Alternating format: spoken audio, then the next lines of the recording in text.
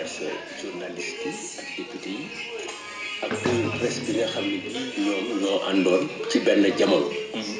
boo xam ne bii code bi dafay wax ne képp koo xam ne kii rek yaa ngi am li ngay dundee ci këru presse journaliste nga maanaam ki nga xam ne mooy réparer oto yi journaliste la ki fiy jaay di bi ci kër gi ci restaurant bi di boo leen moomal seen bopp journaliste la. ñi jël combat boobu engagé ko ak yéen ak seeni agent yéen ak seeni directeur ak seeni journaliste ak magistrat yi ba tënk code indi ko mu ñëw conseil des ministres ñu adopté ko indi ko assemblée. Abdoulaye Wade du ma ci soppi araf waaw ne du ci soppi araf yónnee ko assemblée nationale ci ñi nga xam ne ñoo représenté réew mi ñooñu nangu code yëpp sox mu teg benn article benn charte bu nekk ci biir boo ne loolu defuñu dara yombul. mooy dépénalisation délit de presse. waaw dépénalisation délit de presse il faut que ñoo ko coolof mooy journaliste amatul droit dem kaso ci bu fekkee ne tooñ na ci biir liggéeyam li docteur bi def juum di opérer nit pour mu aussi mu rey ko juum ñu war a dem kaso aviateur bi juum ci benn pièce daanu war a dem kaso instituteur bi doon mbéj benn xale pour jubbanti ko dem kaso mais journaliste bi toog jël nit sosal ko ci rajo bi tooñ ko kooku waru dem kaso. loolu moo doon problème mu code bi. démocratie tollu foofu nag. waaw démocratie tolluwul ci nit ku nekk ca la ngay liggéey lu la neex wax jàmbur te yow amoo njàmbur. loolu démocratie kaso gi dañ koy remplacer ak yeneen xeetu daan. ma ne daan bi ñuy daan daal ki nga xam ne kii dafa daw si ni ñu yee ko ne ko am na ko feebar mu juum ci pikir ko rey ko te doon jóg pour sowee ko ak ki nga xam ne dafa ñëw rek fekk benn nit xool Babacar Fall jël rajo. wax ko nangam ak lu dul dëgg te ñëpp ne xam dëgg daf ko sos kooku bu warul dem kaso xaw ma kan mooy dem kaso. mais yéen kon nangu nga ko bañoon ngeen ne du ngeen voté code de la presse boobu ndax dépénalisation bi tey bu ngeen taxawee ñëw ne nguur gi daf koo tardeel ak wattewu ko ak yooyu est-ce que amul waroo ci seen taxawaay ak seen. non amul waroo parce que ñi may wax ak mooy dégg seen ministre de la communication bu mooy dégg ñoom ñoo yor réew mi ñoom ñooy doxal ñun ñu ngi ci biti mais comme ñoom dañ fi fekk dara. ba xëy suba ne baax na après ne baaxul président groupe bi nee na baaxoon na après bi ñu mu jotee ak waa Walfadjri mu ne baaxul Latif ne woon ne baaxul ne baax na après ne baaxul après ne baax na ba président ne Latif convaincre na ko donc wax bi ci ñoom la bare xam nga li nga xam ne pare na ba yekk ci des bu fekkee ne dafa am yax bu ci nekk da ngay génne yax bi sànni rek yekk ko. mais lépp yéen la bu ngeen ko voté woon boobu ba léegi xëy na leneen la ñuy wax tey mais ñun duñu da ngeen lànkoon bañ ñoo lànk ne duñu voté loolu ba léegi nii loolu d'accord nañ ci duñ ko voté. mooy dépénalisation nanguwuñu ko non ma ne dépénalisation tuddee ko leneen. yow tuddee ko noonu mais man na ma ko tuddee ci biir loi bi noonu laa ko tuddee yow utal ko beneen tur. ayca waaw nit du dem kaso ci tooñ te keneen di dem kaso ci tooñ boo taxawee sax ci jàkk ji ne ku naan sàngara ku njaaloo ñu rey la. ñu ne seen may ma tuuti ñu ne dafa war a dem kaso. mais journaliste bi toog saaga nit dem kaso pour lan mais gis nañu ay réew yu mel ni ay Mauritanie réew yu ay Niger réew yoo xam te ne xëy na ci wàllu démocratie Sénégal moo leen raw dépénalisation am na fa amul benn problème yéen ngeen di woote démocratie tey loolu bañ ko voté dama liggéey Mauritanie xam nga boo léegi nii man boobu lañ dépénalisation lañ ñooñu fa raw man ñëw ci côté boobu sooy méngale tuddal avocat yi avocat bu waxee xibaar bu dëgguwul du dem kaso am déet ma ne bu fekkee ne doo ma tànnal li may wax bu fekkee ne rek Mauritanie moo la gënal demal liggéey Mauritanie mais côté boobu ñooñu fa raw waaw non demal wuti waaw dem fa dépénalisation am na fa ñooñu raw côté boobu lu nekk am na fii amul fii gisoo nga gàtt ma ñool demal Mauritanie kanal côté boobu ñooñu raw lay ñaanal yàlla nañ la affecté Mauritanie ci presse woote di nga xam ne kër Youssou Ndour ga jural foofu daal bi ngeen woote dem daal ay 45 Doudou Wade mooy sunu gan waaye nag li fas ci réew mi bokkoon ci génnu ko gouvernement bu Thierno Alassane Sall ministre de l'énergie coowal pétrole Total werante dox ci am na ñuy ŋàññ li gouvernement bu Sénégal signé ak Total jox ko ñaari bloc yu mu war a explorer ca waaxi Tëngéej yow lan mooy sa gis-gis ci coow loolu aw na yoon wala awul yoon ci sa gis-gis. waaw dama bëgg balaa muy clôturer ma wax ci problème code de la presse ne la man joxewoon naa ci xalaat parce que dara bu bloqué te ñeneen yor ko yow wax nga li taxal mu bloqué mais li ko bloqué waxoon naa ko ma neewoon naa ne am na solution. te wax naa ci ak suma rakk Yaxa Mbay waxoon naa ci ak Girassi waxoon naa ne am na daje boo xam ne juróomi wax bu ñu ko dajal dinañ ko réglé bi mooy lan bu fekkee ne d'accord na ci war nañu am ñaari xalaat dañ koy def parenthèse ñu ne dépénalisation bi dañ koy def ci disposition transitoire ne duñ ko appliquer fekk ñaari at wala fekk ñetti at ñu xool naka la journaliste defee bu ñu normal ñu bàyyi ko waaw date sursis dafay am loolu proposé woon naa ko te nekkuma ci gouvernement te ñi may waxal dégg nañ ma giraas yi dégg na ma yaa xam dégg na ma bon bi ci des ñu avancé ci li nga mujj wax ci affaire wu pétrole bi ay blog ak blogul bu am Fine ak bu am Tëngéej ak bu am Kayar ak bu am Tataguine xam nga lu mën a xam mooy fi ñu toll nii li ñu mën a jàpp mooy géeju pétrole bi dafa am ñu ci nekk te mënuñu féey te dañuy lab maanaam lab Petro-Tim Franck Timis lab na Aliou Sall lab na Macky Sall ci waxam tey barki démb ak Total ak Thierno Alassane Sall liñ ci mën a jàpp ba mën ci jàpp mooy ministre bi woo nañ ko pour mu signer dara mu ne signé wul am na juuyoo ci ilimaanu jàkk ji ak naayim bi ak ñi nga xam ne ñoo ñëw ci biir jàkk ji fekk gan war a julli loolu am na lu leer la am na ni sax non seulement bañ na ko tey mais masoon na ko bañ ñi leen jege tey wax ñoomi nee nañu intérêt Sénégal moo tax bugg ko signé loolu moom feeñ ñeneen ñi tamit mën nañ ne la intérêt Sénégal mooy signé ko tam waaw ngay wax noonu waaw xel wér la ñeneen mën nañ taxaw ne intérêt Sénégal mooy ñu signé ko tam ak pétrole li nga def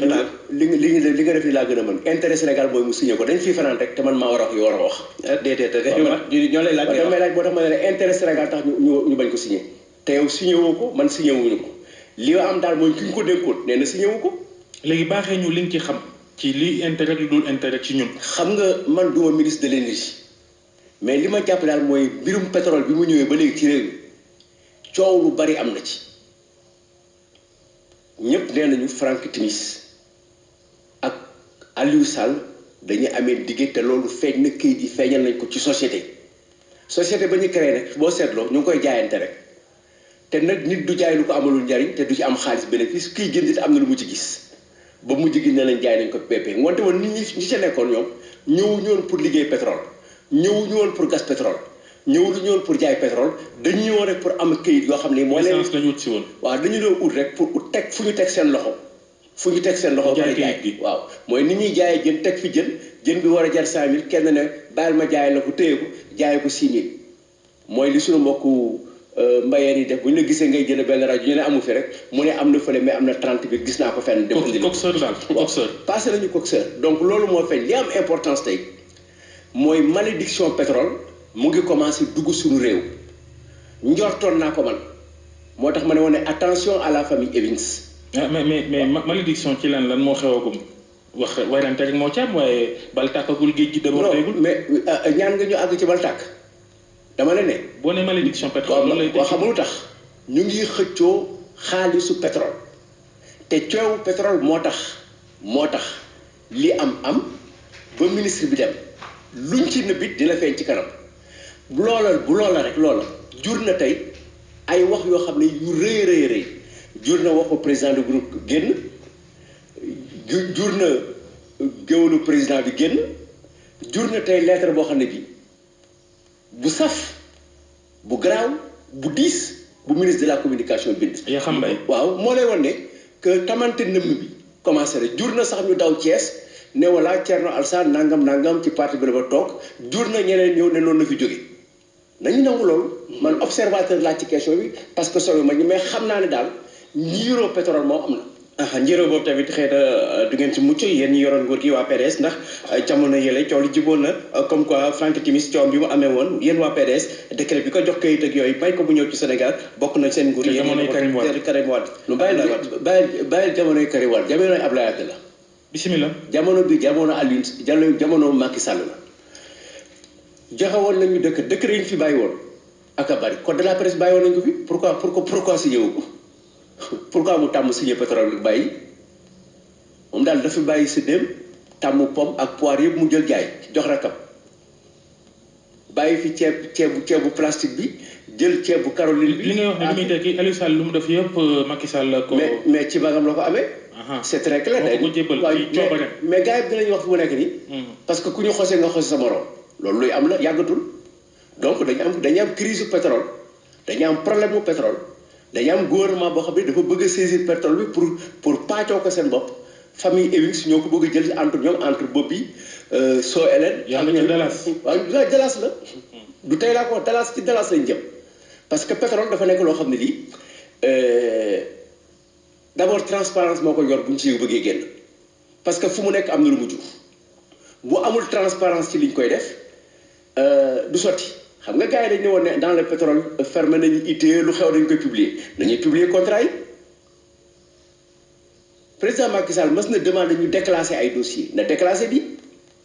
li koy wéral moom sooy njabootam na ko wax mooy na déclasser donc ñu bañ ko ñu nangu ko am na ñu suubu ci biir pétrole bi ñu ngi ci biir xàmmee leen dafay jafe ñu ngi commencé génn rek mais ku ci génn da ngay ñuul kuk il faut ñu sang la pour xoor la. président ñu wax ci wàllum politique président Macky Sall bu yàggul bi mu demee jàll ci Samuel Sarr bi am génn àdduna wan na leen yéen waa PDS ngeen ñëw àndandoo liggéey wax ne bu fekkee toon na leen ñu ngi jéggalu yow noo nga gisee appel boobu ba tax Souleymane Ndéné Ndiaye bokkoon ci yéen jiite parti bi di NP moom dem na ne dina dem liggéey ak moom ndax woote boobu yéen yow noo gisee woote boobu mu woo waa PDS ngir ngeen ñëw ànd liggéey. xam nga waxoon naa ne bi muy dem foofu d'abord yàlla fexe ba. mu changer circonstances yi mu ñuy woowee parce que saa yu ñu woo rek ci dëj li ñuy woowee dañuy deele kenn mu wooñu loolu aussi c'est un constat yàlla na ko yàlla xiir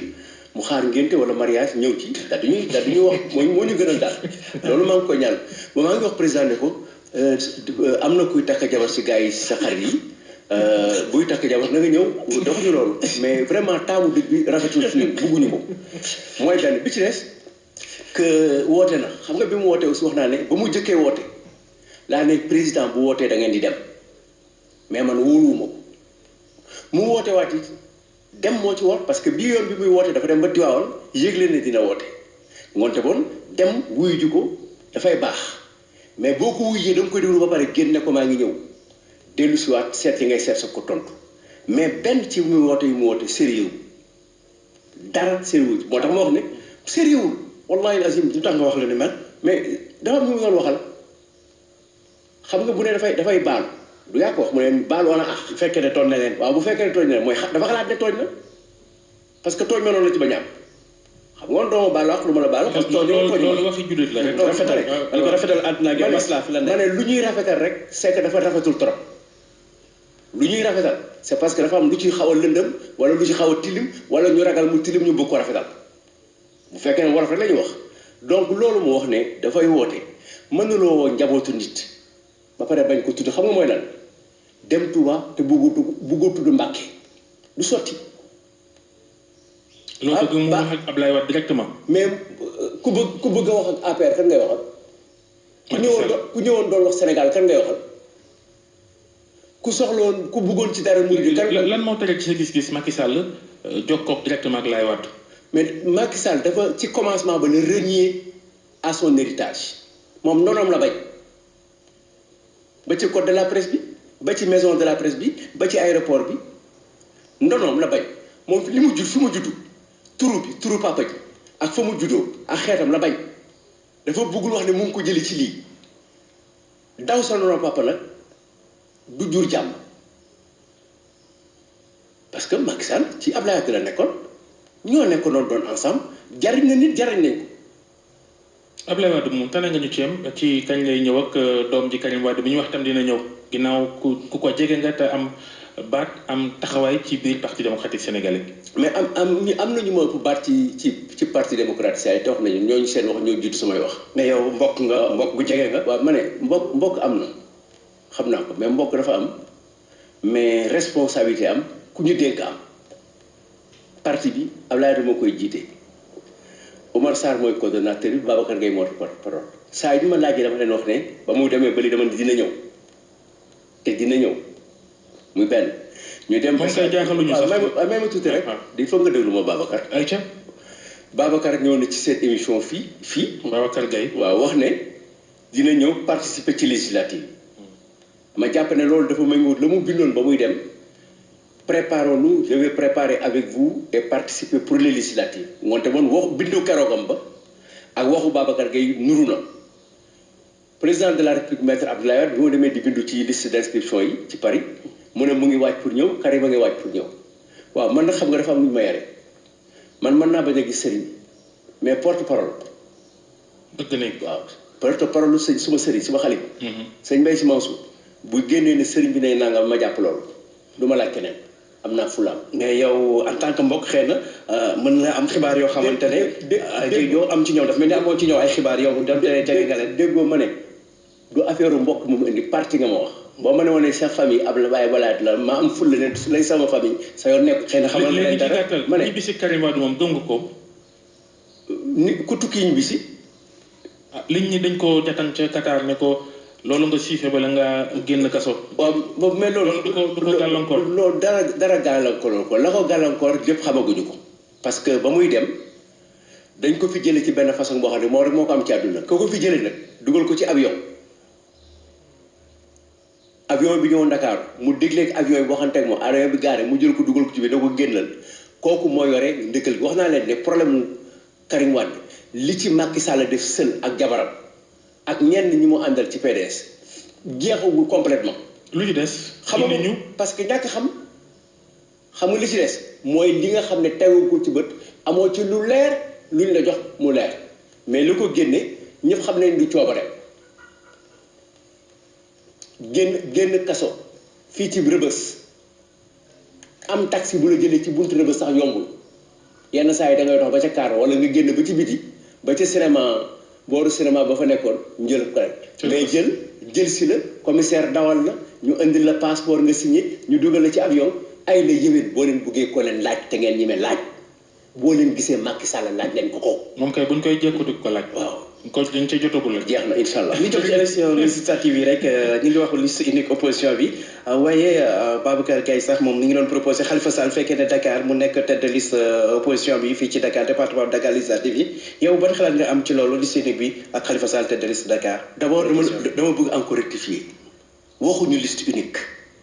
merci non liste commune la ñu wax.